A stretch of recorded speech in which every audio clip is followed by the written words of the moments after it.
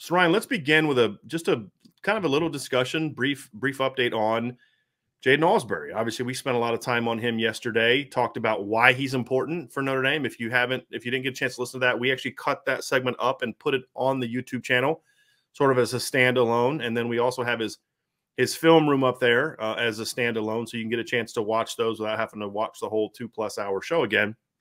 So if you want to kind of dive into, why Ronan Haniff is important, how he fits into the defense, you can check that out. What we're going to do today, Ryan, is we're going to talk just a little bit, just give an update about the latest with him and kind of where things stand. So obviously after we talked about him yesterday, some news came out and, kind of changes the view of Jaiden Ausberry's recruitment from an outsider's perspective.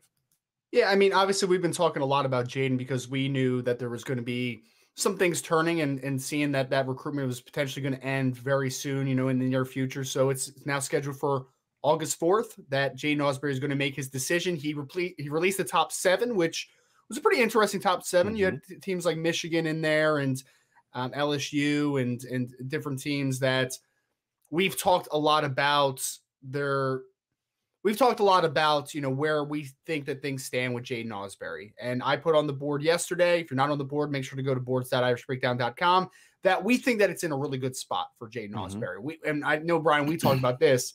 If this one ended before the summer, we felt that Notre Dame was in a really good spot. If it starts trickling into the fall season, then that's where things get a little more hairy. But, I mean, the update is we have a cemented date, August 4th. We know Jaiden Ausberry is going to make his decision between 7 schools.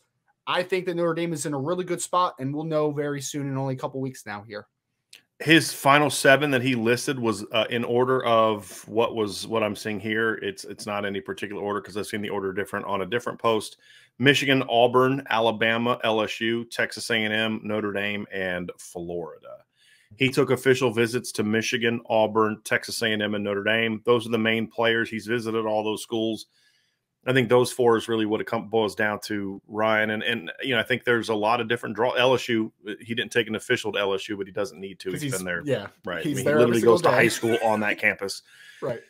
So it's an interesting one because obviously there's the in-state pull to go to LSU. But you and I said, I think we said this yesterday, because this is what happens when you and I talk on the phone. Then we do a show together. I don't remember what we said on the show or what we said. Everything blends in together. Yeah, I have the same problem with Sean and I because Sean and I talk for an hour before we then go do the RTCF show, and it's like, did we talk about that in the show? Or so LSU was just never seemed like a player there, and he's got respect for the program. Obviously, his dad played there, and he's close by, but it just kind of seemed like he was always a kid that wanted to kind of get away. His brother chose a similar path. His brother Austin, who's a 2022 defensive back, chose Auburn, despite LSU recruiting him.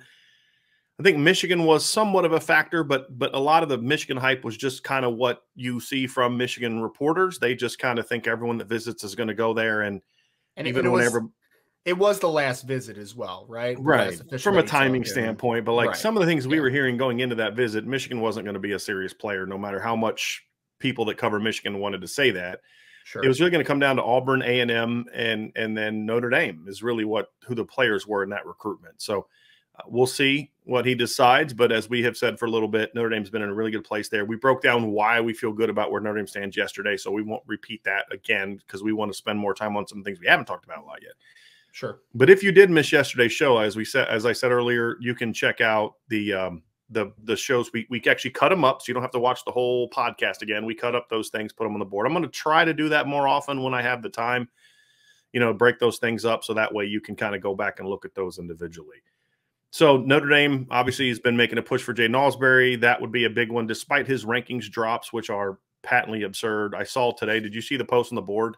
Yes. Where the guy that made the on-3 ranking said athletic concerns. About him and Drake Bowen, speed and athleticism concerns. I was like, you wanted to tell me that Jaiden Ausberry is too small? Okay, sure. Right. Sure, I can live with that. You want to tell me, there's things you could tell me that I'd say, okay, I don't agree, but I understand it. To question same with Drake Bowen, to question Drake Bowen's speed and athleticism, and to question Jaiden Ausberry's speed and athleticism is just kind of like, I now don't care what you have to say about anything else. And that's just really bad. It's just some people don't know how to, because I mean, the one interesting thing is that I think some people because Jaiden Ausberry has shorter legs, right? So he like doesn't have a crazy stride length. I think some people don't know how to determine speed compared to body composition, and it's not great, man.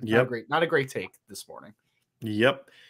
It'd be like me saying, I'm not super high on Charles Jagusah. I just don't think he's strong enough. I don't think he's powerful enough. Like that would be the similarly bad take. It's like, I mean, CJ Carr, he's just not accurate enough for me. That's how I feel about those takes. But even though that's a strength, exactly. So it is what it is. But so that's the latest on Jaiden Ausberry.